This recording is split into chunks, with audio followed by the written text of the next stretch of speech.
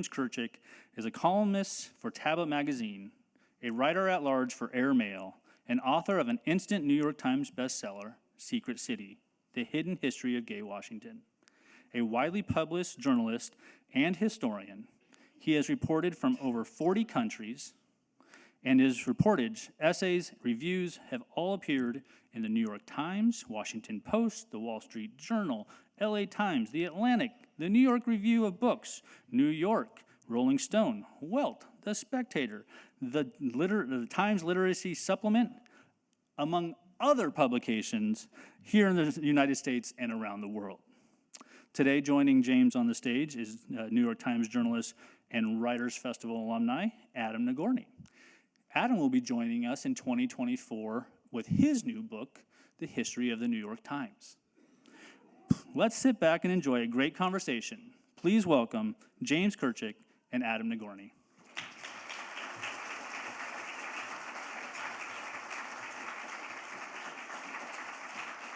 Thank you.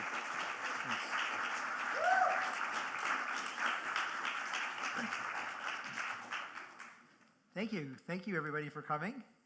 Thank you for that very generous introduction. I'm honored to be here with Jamie. Doing this for a second time. We did this once in Los Angeles, but this one looks even better. So appreciate you being here.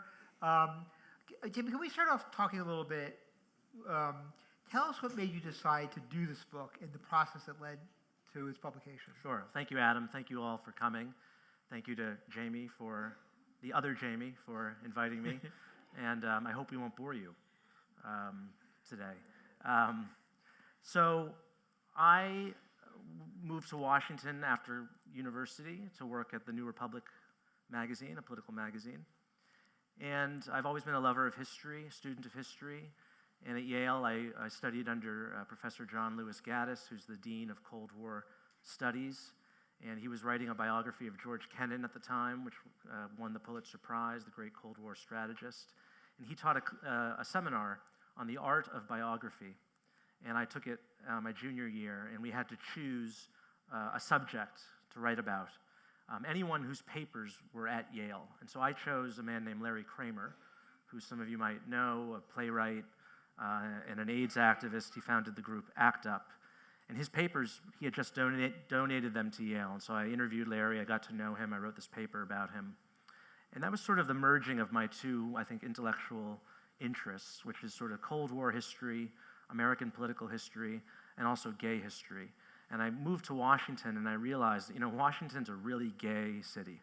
And there are reasons for that. I mean, which I learned, researching this book. And I realized that in this period of time during the Cold War, and really for most of the 20th century, there was no secret in Washington as a politician or a government employee. There was no secret that was more dangerous to your career than being gay. It was actually more dangerous to be gay than to be a communist. And we can talk about that. And so I realized this is such a fascinating, rich subject for a book, really going back to the Roosevelt administration, the second Roosevelt administration of FDR, and taking that story all the way through World War II, through the Cold War, to the end, to the turn of the century. The reason I started the book then was because up until World War II, homosexuality was a sin, obviously condemned in the Old Testament. It was a crime in every state in the country. And it was a mental condition. You could be sent to a mental institution, you could be lobotomized, you could be castrated. But around World War II is when homosexuality becomes a national security threat. And so it's elevated from this sort of personal condition, this kind of personal problem that someone has to deal with, to now gays are a threat to the country. And the reason for that is because there's a belief that because this is such a terrible, awful, taboo secret to have, that gay people will therefore be more liable or more vulnerable to be blackmailed.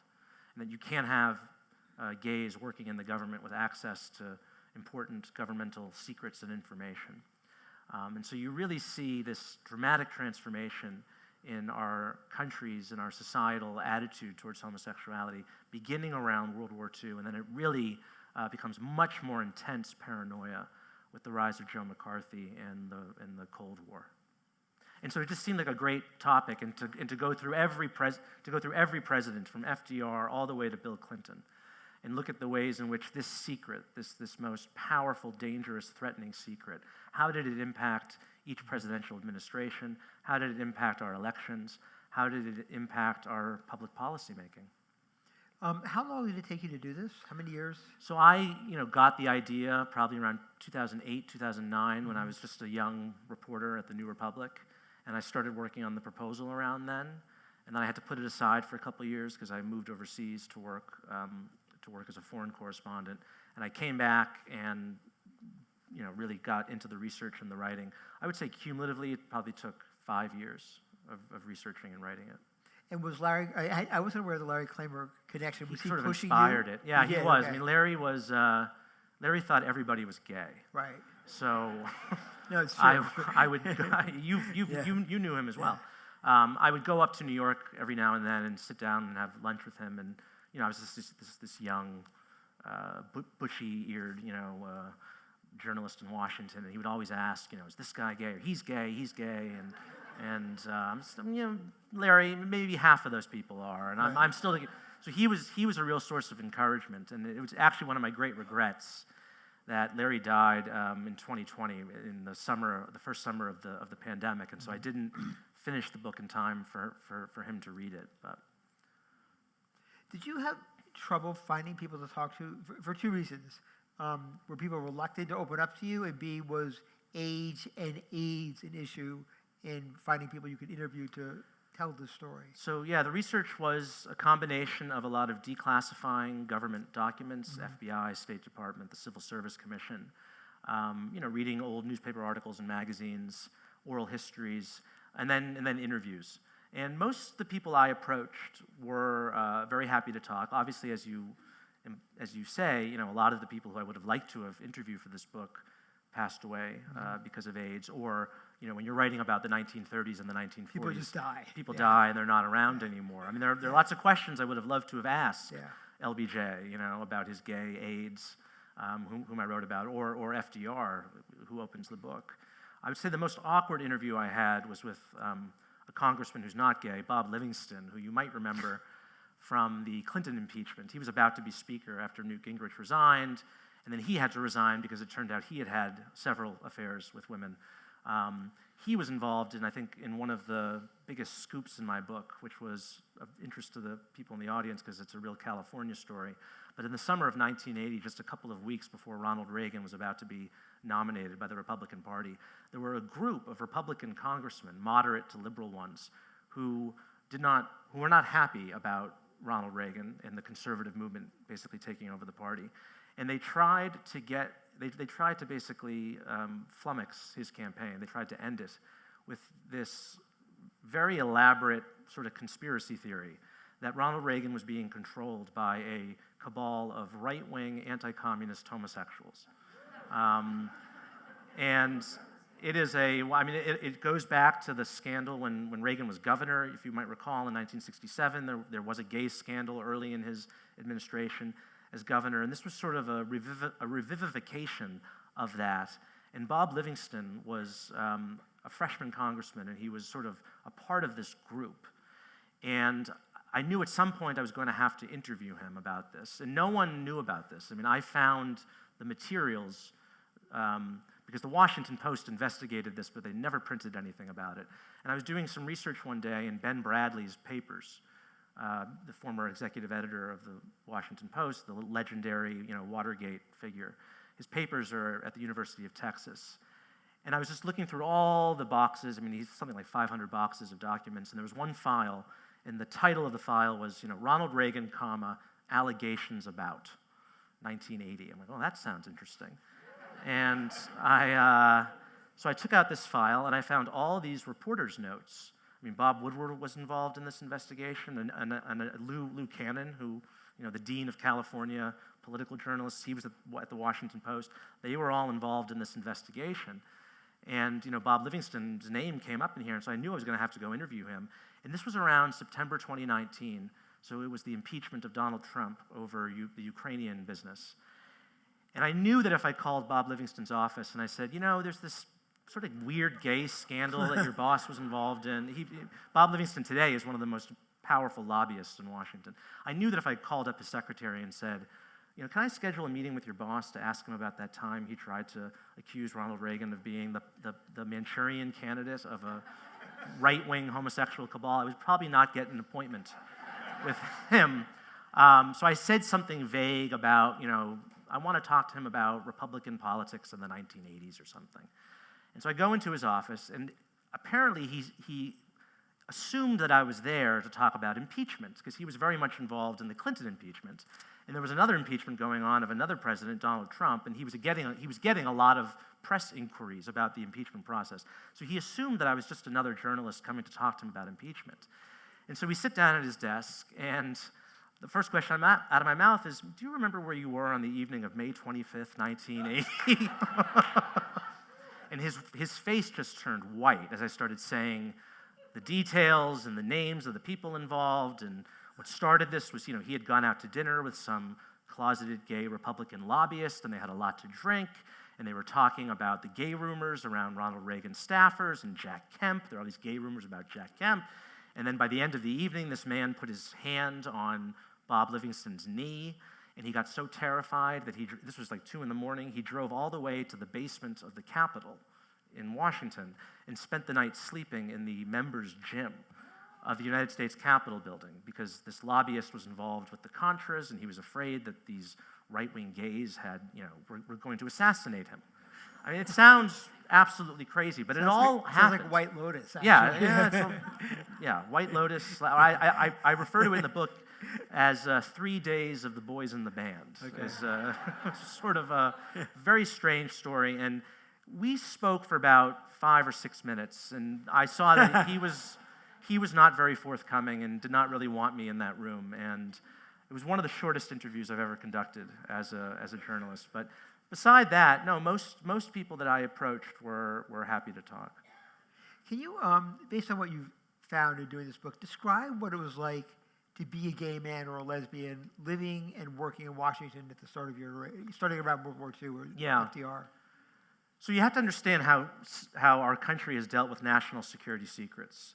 And before World War II, we didn't have this whole notion of national security was not even a notion then. And there's a famous quote from Henry Stimson, who was President Hoover's Secretary of State, who famously said, "Gentlemen don't read each other's mail." I mean, that was sort of the attitude that we had. And so we weren't collecting secrets like we do now, where there's a vast bureaucracy and tens of billions of dollars every year.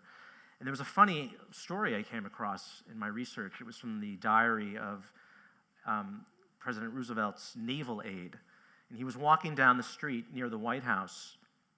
And you have to remember that the State Department used to be in what is now called the Eisenhower Executive Office Building, right next to the White House. That's where the State Department used to be, directly next to the White House. And he was walking to the White House, and he saw this piece of white paper floating in the air. This was sometime in the 1930s, so well before World War II. And he took the piece of white paper out of the air, and he looked at it, and it said, "State Department, confidential," right? So this confidential document had just flown out the window of the State Department, and right on Pennsylvania Avenue, so that was how our country dealt with secrets, and that all began. Crazy to think. There are some former presidents who deal with secrets in the same sort of lackadaisical manner, but, so we're kind of going backwards in time. And I'm all in favor of declassifying more documents as a journalist. But then World War II changes everything, right? And the whole national security state begins, and it becomes much more intense with the Cold War. And the best description that I could come up with for what it was like to be a gay person in Washington during this era, it was sort of like being a dissident in an East Bloc, Soviet-controlled country. I mean, you think about it, your bars are being raided by the police, your phones are being tapped by the FBI, you're being swept up in these arrests at night, you're being sent to mental institutions, which is what the Soviet Union used to do to political dissidents. They'd say they were crazy and send them to mental institutions. So it's a very kind of, here we are fighting communism abroad, right? And yet to be a gay person in America at that time was like being a dissident in a Soviet country. And was there, I guess, a conflict between the underground? In other words, was life in the bar at that point? Was life in the bars in the underground gay world more open than it was? Well, when did that happen? Because I realized when I was in Washington in the 70s, 80s, it was more kind of like this underground thriving. But was that not the case? No, in the then? 40s and 50s, you would go to a gay bar and you would have an alias. First of all, everyone knew each other by a first name. You would never say your last name. And people had aliases, right? They had sort of like their gay name that they would use In the clubs. Because you might not know. Maybe the person you're talking to is an informant for the FBI or whatnot. So it was a very underground scene. And there were only a handful of bars. There weren't really any sort of designated gay bars in the late 1940s, 50s. They were not advertised as such. Right. It was sort of understood. This was a place where you might be welcomed, where the staff would let you in, and they would. Because also remember, in many states in the country, it was illegal to sell liquor to homosexuals. I mean, that's how in New York. That's why in New York and in many cities across the country, actually during this era, the gay bars were all run by the mafia. Right. Because they would pay off the police, and that's part of the history of the Stonewall Uprising in New York City in 1969. Was that bar was owned by the mafia because they were the only people willing to engage in that sort of underground economy. Did that, if I could jump ahead a little bit, did that change over the years? In other words, was there this sort of culture, Republican, Democratic, Sure. openly gay, Yeah. underground, but not Right. Right. Can So you in the talk 70s and 80s, the period you're talking about, Right. that's after Stonewall. You have gay people are coming out of the closet. It's becoming a little more acceptable. And Barney Frank, the great congressman from Massachusetts, he described gay bars in the 1980s as sort of a neutral Switzerland. In the sense that it was still a dangerous time to be gay politically. It was a real liability, and so you'd have people who during the day they'd be out fighting each other politically, right? You'd have Republicans fighting Democrats. You'd have people working for labor unions or at war with people working for corporate interests. But then they would all come into that gay bar, and they were all equal in that sense. It was a great sort of democracy in that sense because everyone sort of had everyone else's number.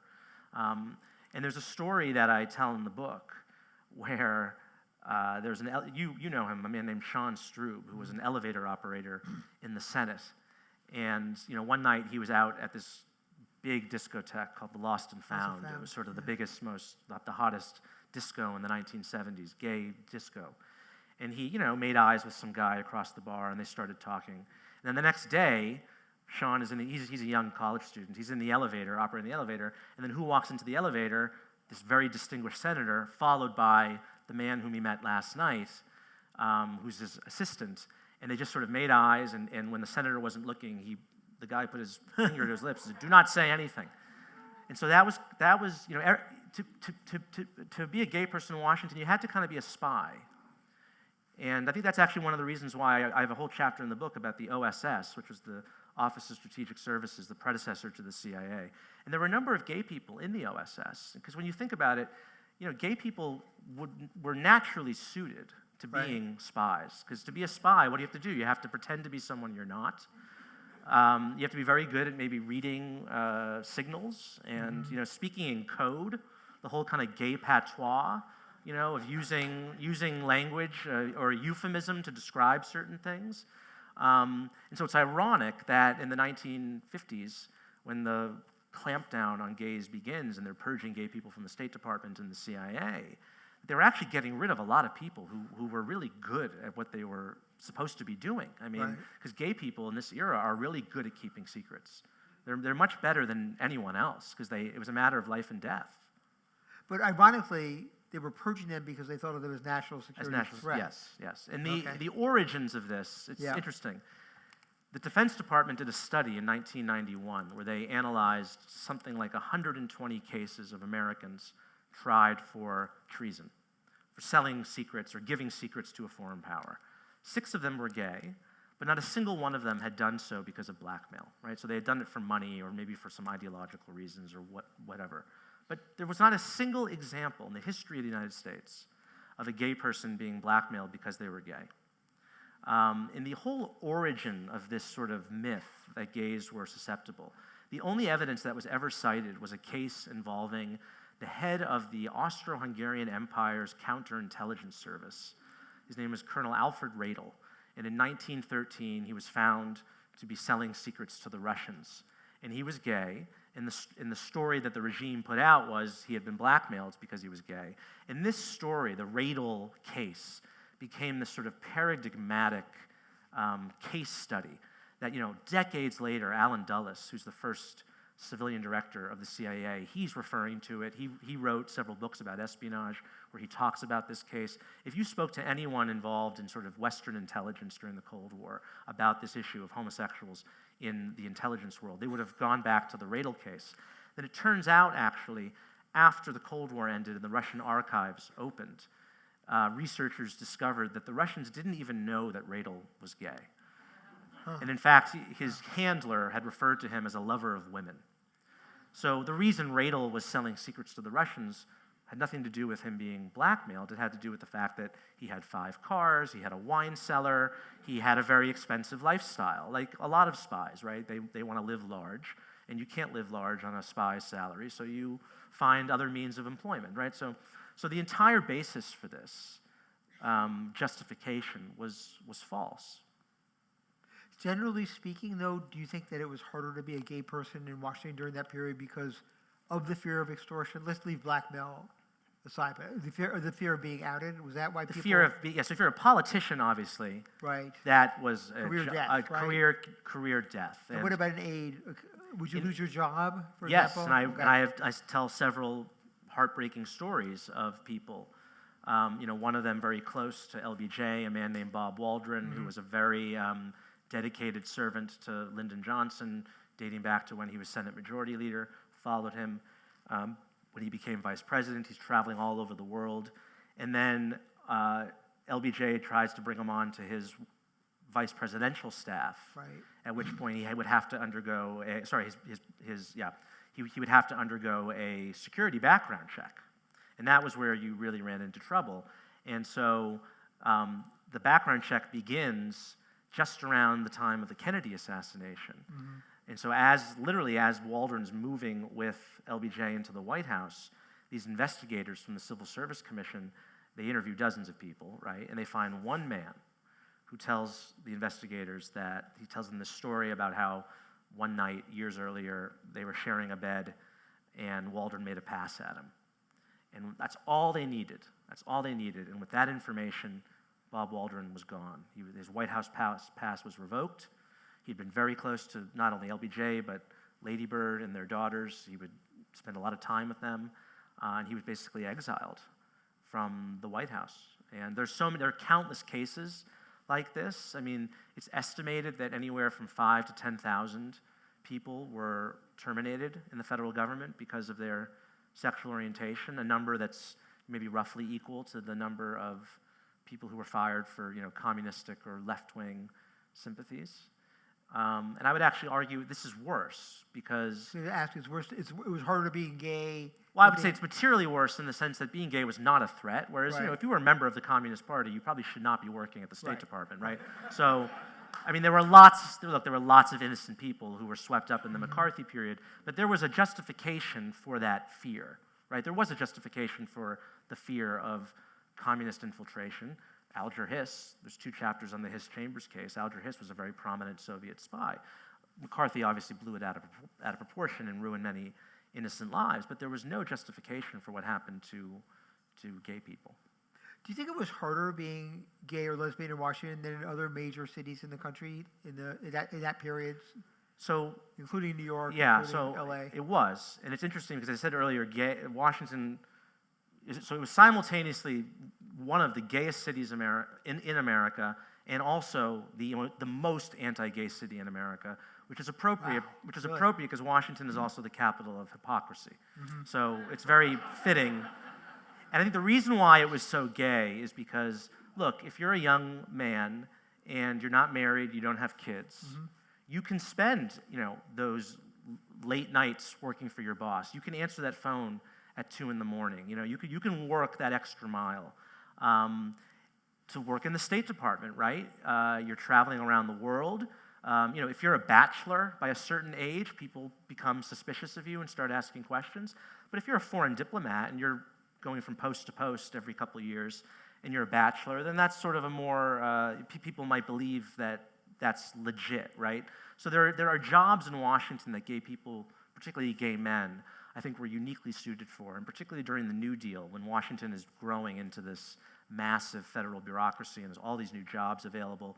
If you're a young gay person from the provinces, right, from some small town, you would be attracted to a place like Washington.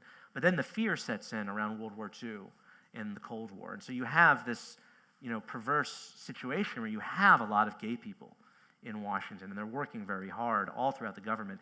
Yet there is this official campaign against you. And that doesn't exist to the same extent in a place like Los Angeles or New York, where there are certain industries. I mean, Hollywood during that golden era, interestingly, was a relatively open place, and there were a number of gay men and lesbians who worked in Hollywood. They were sort of able to get away with it. And there were obviously famous cases, people like Billy Haynes, who was forced to give up his career in Hollywood.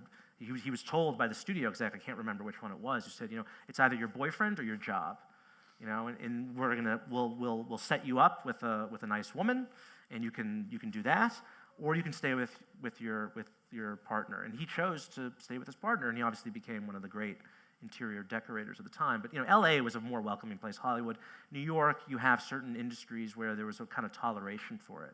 But Washington is the national capital, right, of this national security state and of our government, and it's also where this anti-gay hysteria is really emanating from. So it's a real pressure cooker.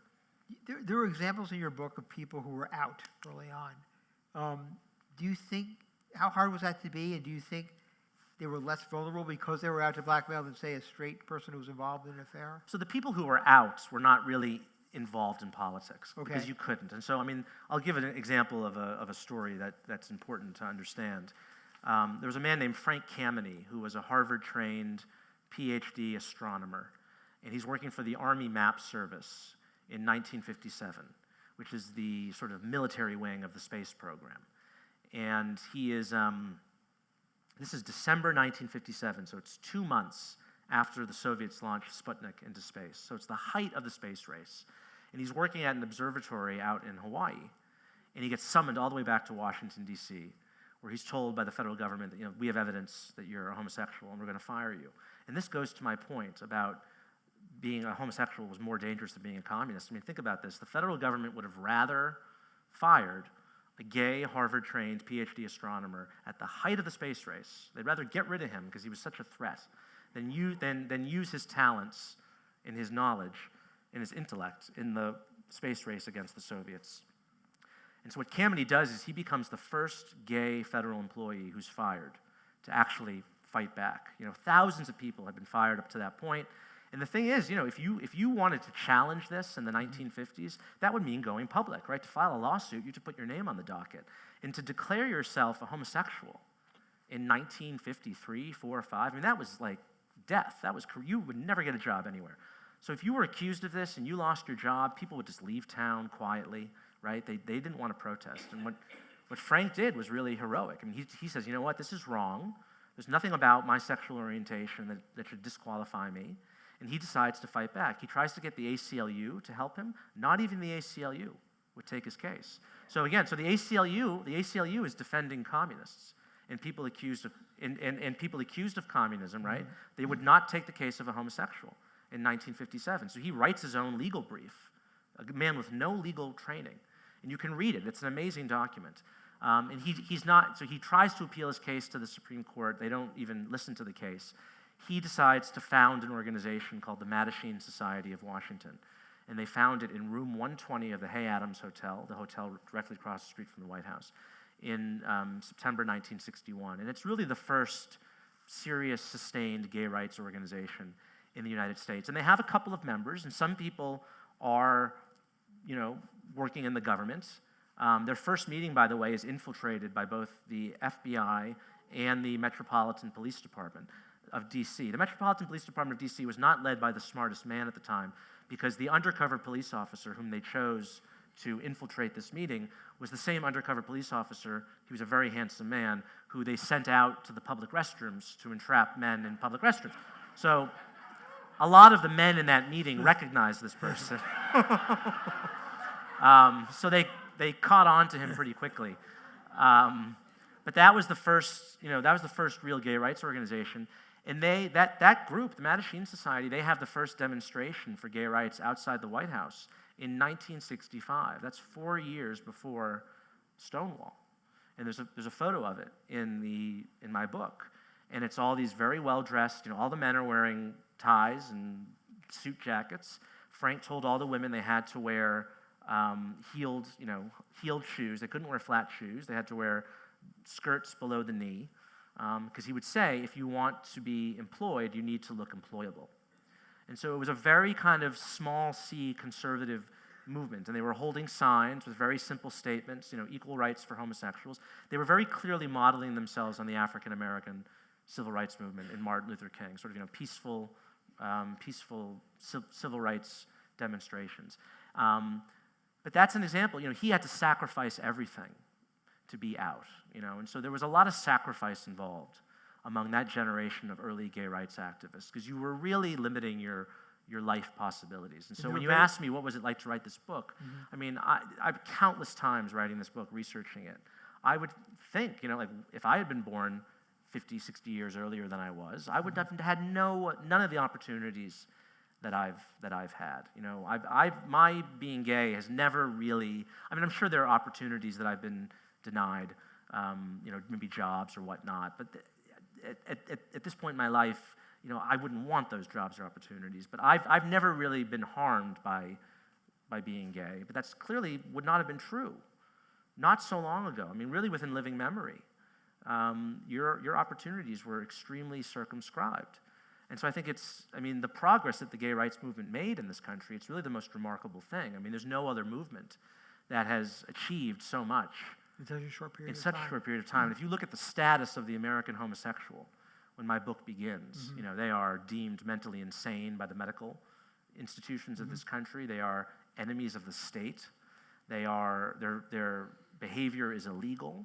They're condemned from the pulpit of every major religion.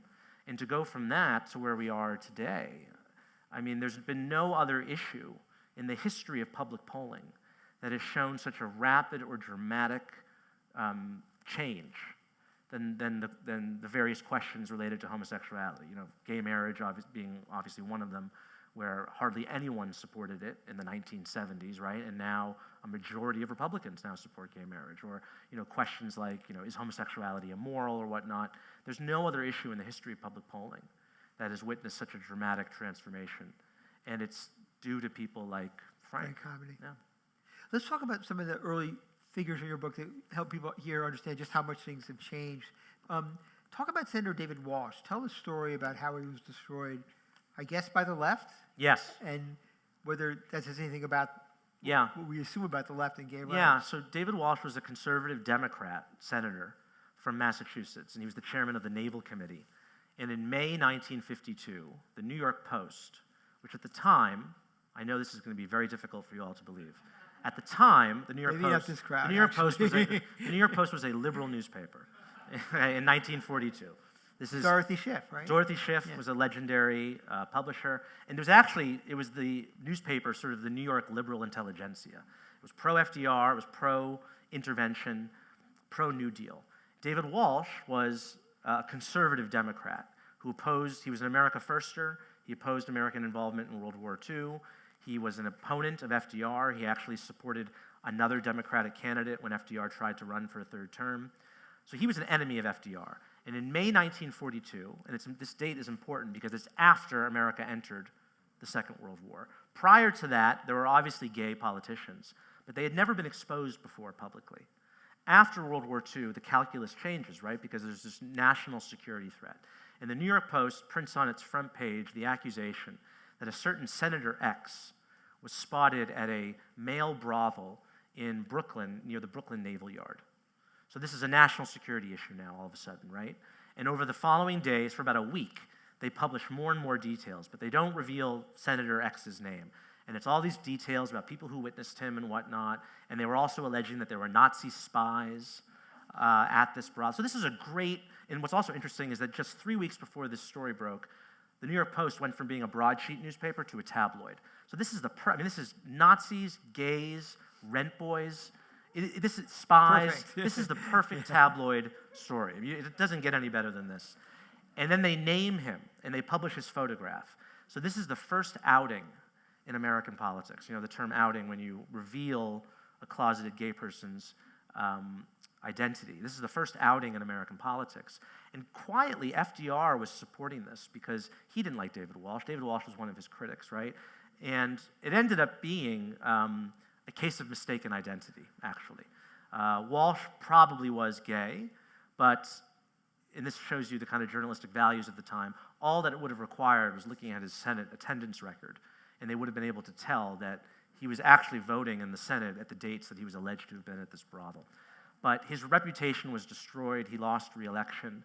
And this shows you that we think of sort of gay rights as being a left-wing or liberal or progressive cause. That only really became the case around the 1970s with the rise of the modern gay rights movement. Before that, everyone would use this political weapon against anyone else. I mean, liberals were no better than conservatives.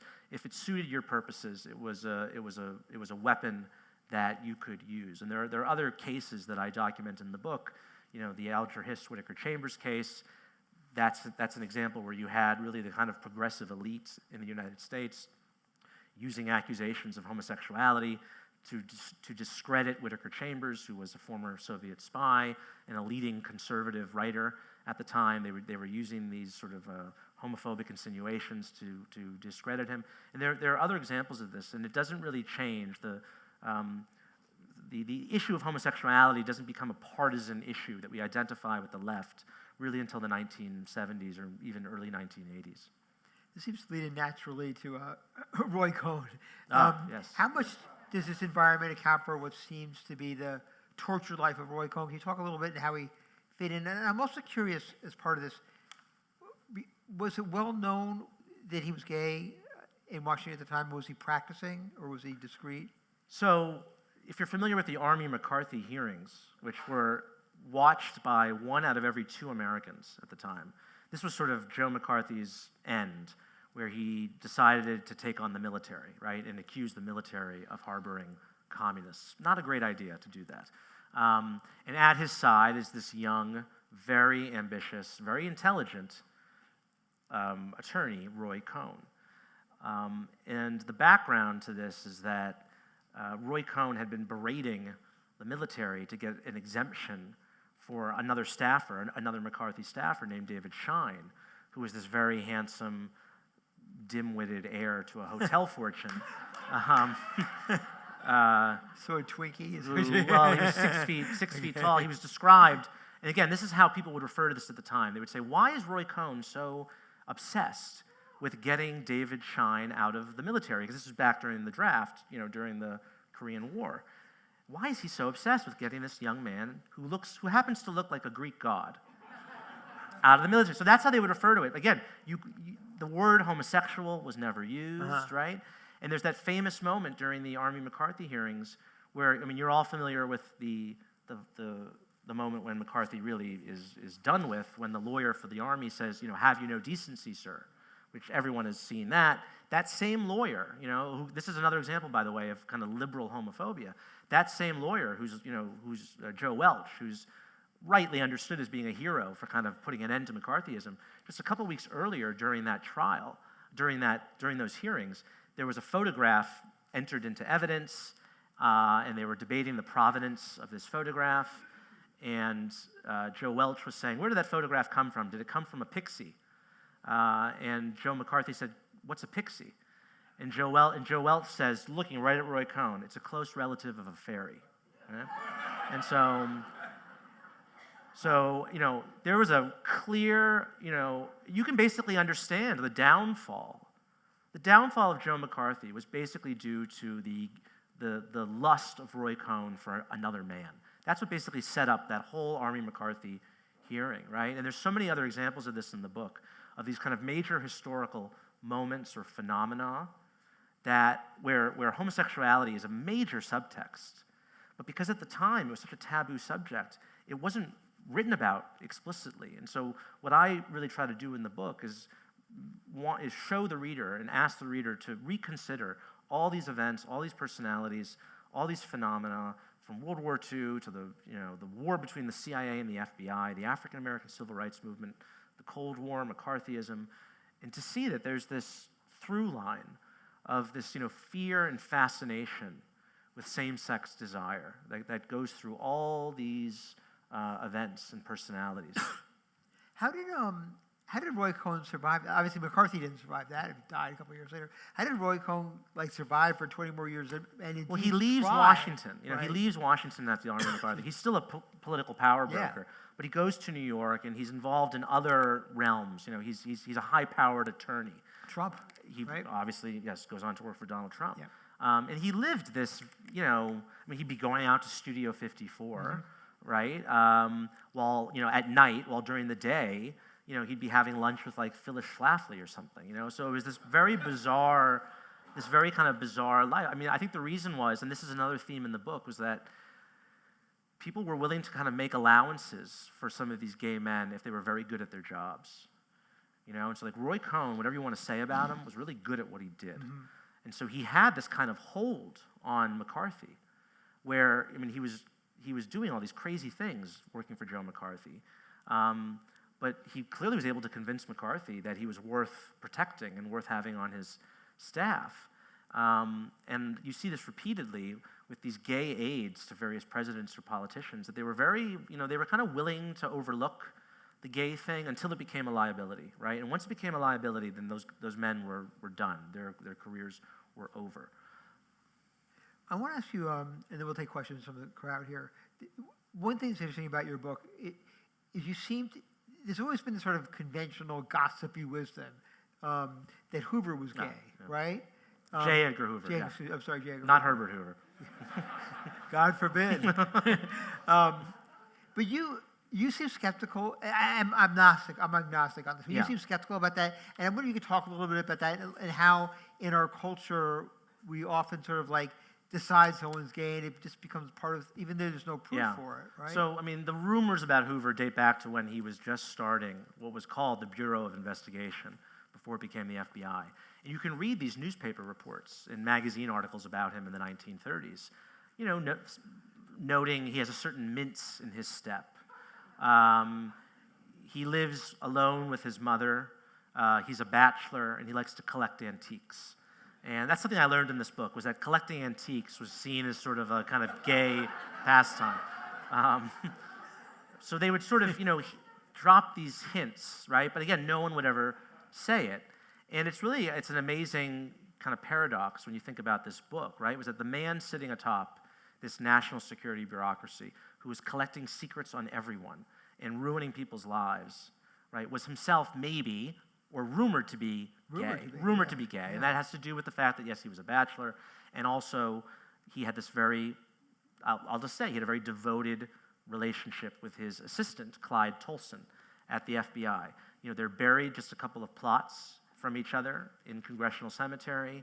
They lived right near each other. They traveled together. They had lunch every day at Harvey's restaurant or the Mayflower in Washington, and this naturally led to speculation. They would go together to events at the White House, right, as if they were a married couple.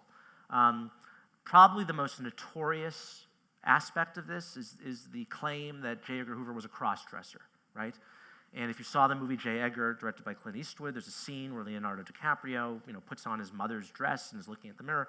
It's very sappy, and there's also no evidence that it was ever true. But the reason for this, the cross-dressing thing, it came from a very sort of sensationalist biography that was written of Hoover in the early 1990s, and the claim came from the widow of a mob boss who was paid for the story by the British journalist. And she told this story about, she was at the Plaza Hotel in New York, and she witnessed J. Edgar Hoover and Roy Cohn, Hoover involved in an orgy with underage boys, and Hoover was wearing a fluffy red dress. Now, what this woman was doing at an all-male orgy in the Plaza Hotel is...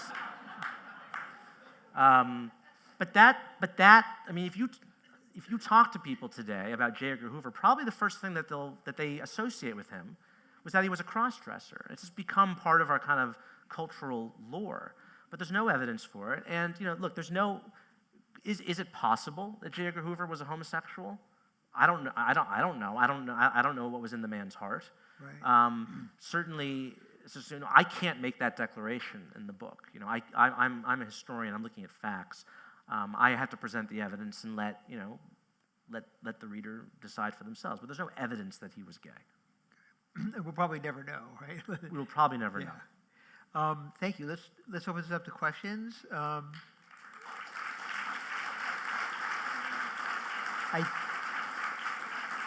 Okay. Oh, great. We have a microphone. All I ask is that you identify yourself and finish that sentence with a question mark. My name is Gary, and I so appreciate, thank you. It's been very entertaining. You probably heard my screams over here of joy. Two things, quickly. There was a play written just locally called The Lincoln Debate. The Lincoln Debate? Yes, it was regarding Lincoln sleeping for 4 years with a man who owned a store that he rented a room from or a bed.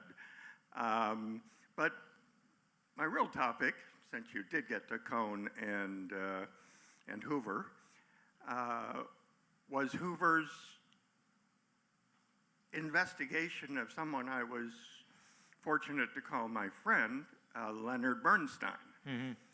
What the heck did Hoover have to do with investigating Bernstein? Fortunately, that file is now open and in the Bernstein archives. Well, the FBI investigated all sorts of cultural figures. They were not just limited at this time to government employees. Any sort of left-wing, not even left-wing, I mean, Rock Hudson had an FBI file. And it's interesting because Rock Hudson was portraying, in some 1965 movie, he was going to be portraying an FBI agent. And there's actually a file that the FBI was concerned because there are all these rumors of Mr. Hudson being a homosexual. And is it, good for the Bureau to have this known homosexual portraying an FBI agent? And they were able to get the studio to change the script so that he wasn't an FBI, he was just sort of a government agent of some sort. They were able to remove the FBI designation.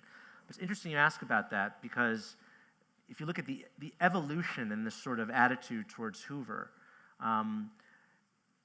Henry Kissinger, when he was becoming National Security Advisor to Richard Nixon, obviously had to undergo a security background check.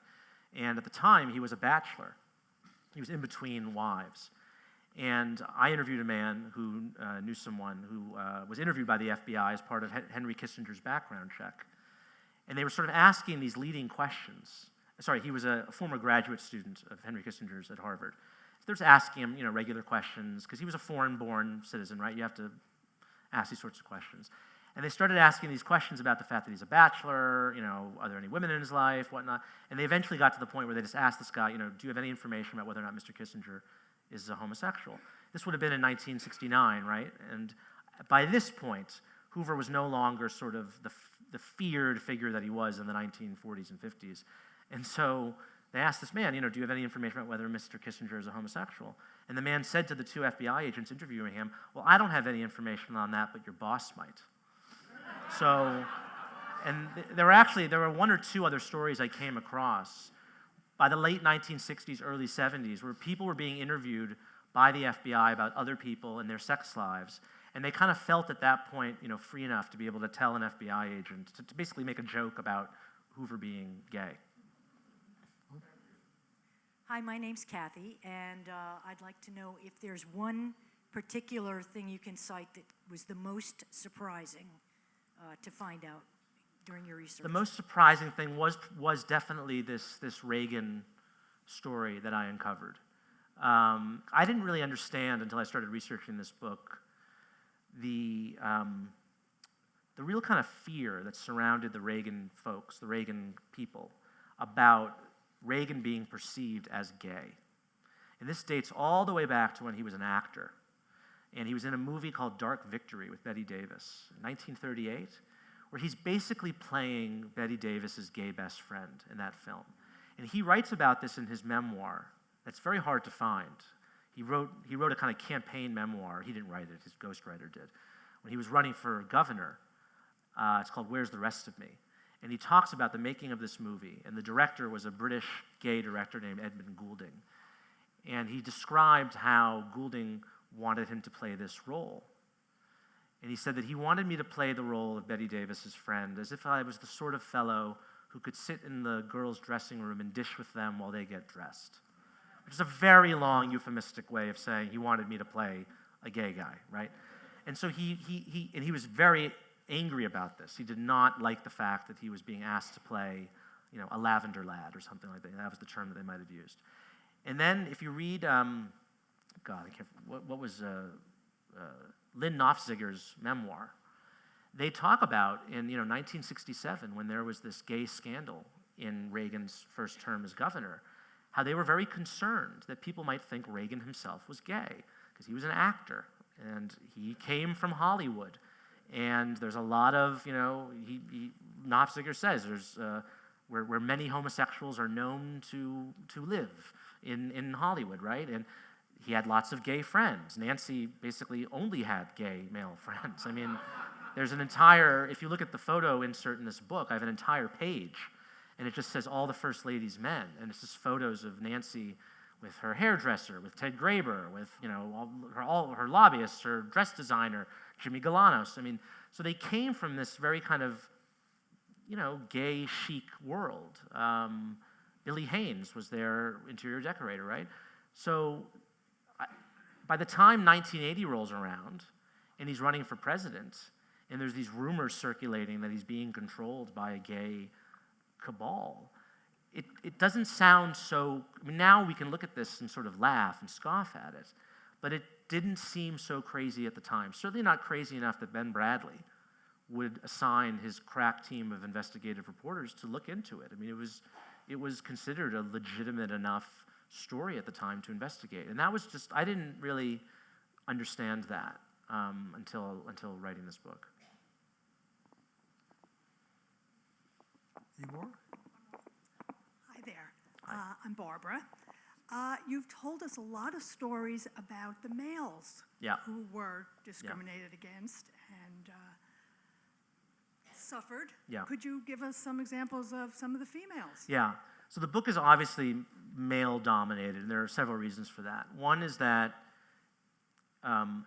women did not really have senior jobs in government really until the 1990s, which is crazy when you think about that. I mean, the Clinton administration, from FDR has the first female, Frances Perkins, the first female cabinet secretary, who, by the way, was a lesbian, right? And then every other president might have like one woman cabinet secretary, and she was always in Health and Human Services, like one of the caring departments, right? And it's really not until Clinton where you have a woman attorney general, and you have multiple women in various. Obviously you have Hillary Clinton, who's a very outspoken women's advocate, and so women didn't really have security clearances in Washington. So they were not really susceptible to the kind of internal security state. They were not being investigated. They didn't have access to secrets in the way that men did. Also, lesbians, how can I put this? Lesbians have a different sort of sex life than gay men do. Lesbians were not meeting each other in public restrooms or parks, in kind of public places, which is how gay men were forced to meet in that era of time. So they were not encountering law enforcement. They were not being arrested in the vast numbers that, say, gay men were. Now, I'm just explaining this as kind of why there are so few women in the book. None of this is to say that there were not lesbians who did lose their jobs, particularly in the State Department, where they might have been secretaries to various high-powered diplomats. And so there were a number of women, lesbian women, who were victims of the lavender scare. But really until the 1990s, which is around the same time that Washington's beginning to open up and be a more accessible place for gay people, that's when women are also kind of getting more senior jobs and positions. All right. At this point, we would like to thank James and Adam for a wonderful conversation. Thank you.